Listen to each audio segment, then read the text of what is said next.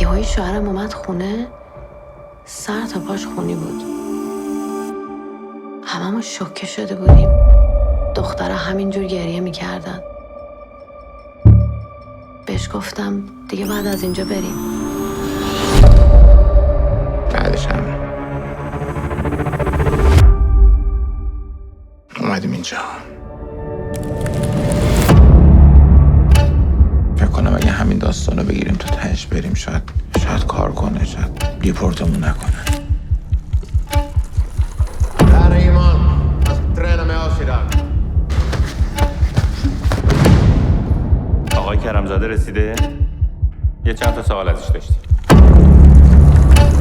بدش در اومده بود. با حرف بزنی. Ja, det är en varg där ute. Men de kommer nog skjuta den snart. سلام.